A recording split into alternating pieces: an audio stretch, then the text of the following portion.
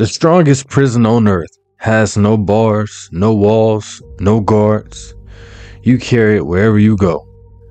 It's built from thoughts you never questioned, stories you kept repeating, labels you accepted, and limits you inherited. The tragedy isn't people are trapped. The tragedy is most people don't know they're imprisoned. Imagine a man born inside a cage. He grows up there, sleeps there, eats there, lives there. Eventually, he stops trying to escape. Not because the cage becomes stronger, because it becomes familiar. Most people call it comfort. I call it conditioning. You weren't born believing you weren't enough. Someone taught you. You weren't born fearing failure. You learned it. You weren't born believing success belonged to someone else. That belief was installed. Your mind is a software. Every repeated thought writes another line of code. Every emotional experience reinforces it. Eventually, the program begins running automatically. That's why people sabotage opportunities. Not because they lack ability, because their identity rejects outcomes their programming doesn't recognize. The body follows the mind. The bank account follows the beliefs. The relationships follows the standards. Everything visible follows something invisible. Most people spend their lives rearranging furniture inside of a prison. A better job, a nicer house, a newer car, a different city, but never question the architecture of the prison itself. You cannot outwork an identity that refuses to change. You cannot outperform beliefs that quietly work against you. The battlefield isn't your schedule, it's your subconscious.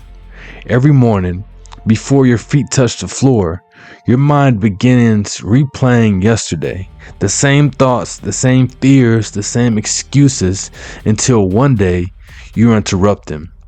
You ask one dangerous question: is it actually true?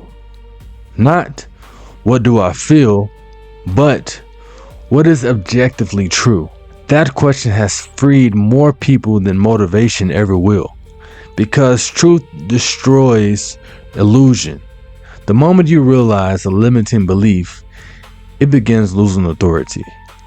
Not because life changed, because awareness has changed.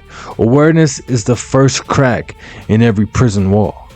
Then comes evidence. One disciplined morning, one uncomfortable conversation, one finished project, and one promise kept. Every action contradicts the old story.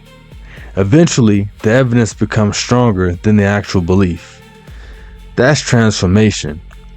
Not positive thinking, accurate thinking. You don't replace fear with confidence. You replace lies with proof. Your mind believes what it repeatedly experiences. Give it a better experience. Read better books, lift heavier weights, build stronger habits. Surround yourself with people whose standards challenge your excuses.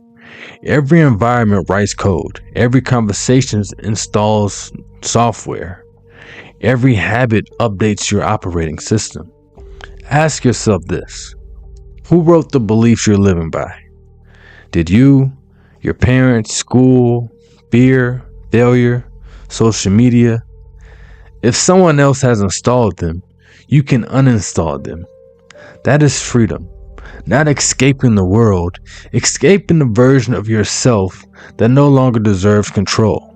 The strongest people aren't the ones with the fewest fears. They're the ones who stop believing every fearful thought. Because thoughts aren't commands, they're suggestions. And you decide which one becomes your reality. Today, don't fight the prison, rewrite the blueprint. Because once your mind changes, the cage disappears. That is the art of self.